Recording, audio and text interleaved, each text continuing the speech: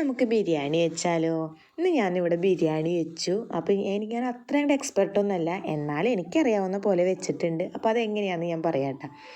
അപ്പോൾ ഞാനിത് ഇത്രയും ഐറ്റംസൊക്കെ അരിഞ്ഞ് വെച്ചിട്ടുണ്ട്. അപ്പോൾ അതിൽ മിളക്, മല്ലി, മഞ്ഞൾപ്പൊടി, പെരുംജീരകപ്പൊടി, കുരുമുളക് പൊടി, പിന്നെ കാശ്മീരി മുളക് പൊടിയൊക്കെ ചൂടാക്കി വെച്ചിട്ടുള്ള പൊടികളാണത്. പിന്നെ ചിക്കനിൽ നമ്മൾ സാധാരണ ഉപ്പും കാശ്മീരി മുളക് പൊടിയും കുരുമുളക് പൊടിയും പരട്ടി വെച്ചിട്ടുണ്ട്.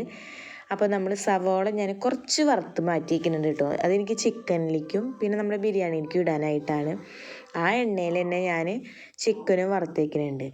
അപ്പോൾ ചിക്കനൊക്കെ വറുത്ത് കഴിഞ്ഞതിന് ശേഷം നമ്മൾ കുറച്ച് സവാളയും തക്കാളിയും പിന്നെ നമ്മൾ ഈ ചൂടാക്കി വെച്ചിട്ടുള്ള പൊടികളൊക്കെ കൂടിയിട്ട് ഒന്ന് വഴറ്റിയെടുക്കും കേട്ടോ.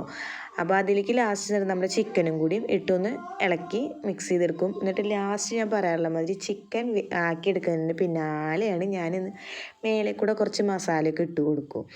അപ്പോൾ ആ മസാലയൊക്കെ ഇട്ട് കൊടുത്തതിന് ശേഷം കുറച്ച് മല്ലിയിലൊക്കെ ഇട്ട് കൊടുത്തിട്ട് നമ്മുടെ ചിക്കൻ അങ്ങനെ റെഡിയാക്കി വയ്ക്കും.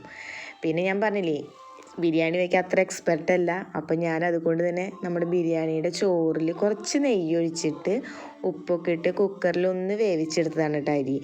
ആ അരിയിലേക്ക് എന്നിട്ട് നമ്മുടെ ഈ ക്യാരറ്റ് അരിഞ്ഞ് വെച്ചിട്ടുണ്ടായിരുന്നു. ആ ക്യാരറ്റ് ഞാൻ കുറച്ച് മഞ്ഞൾപ്പൊടി ഇട്ടിട്ട് ഒന്ന് വറുത്തെടുത്തു.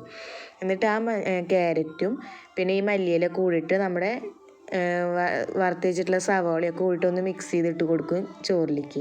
അത്രേ ഉള്ളൂ. അല്ലാണ്ട് വേറെ ചോറിൽ മറ്റേ എസൻസോ കാര്യങ്ങളോ ഒന്നും ഗ്രാമ്പോ അതൊന്നും ഞാൻ ഇട്ടിട്ടില്ല. പിന്നെ ഞാൻ അങ്ങനെ ഒന്ന് വെറുതെ ഉണ്ടാക്കി നോക്കിയതാണ്. പിന്നെ ഇത്രയൊക്കെ തന്നെയാണ് ഞാനിവിടെ ഉണ്ടാക്കുക. അപ്പോൾ നിങ്ങളെങ്ങനെ ഉണ്ടാക്കുക? അപ്പോൾ പെട്ടെന്ന് കുറച്ച് സാധനങ്ങൾ കൊണ്ട് ഞാൻ വേഗം ഒന്ന് ഉണ്ടാക്കിയതാണ്. അപ്പോൾ ഇഷ്ടപ്പെട്ട ലൈക്ക് ചെയ്യാൻ മറക്കണ്ട.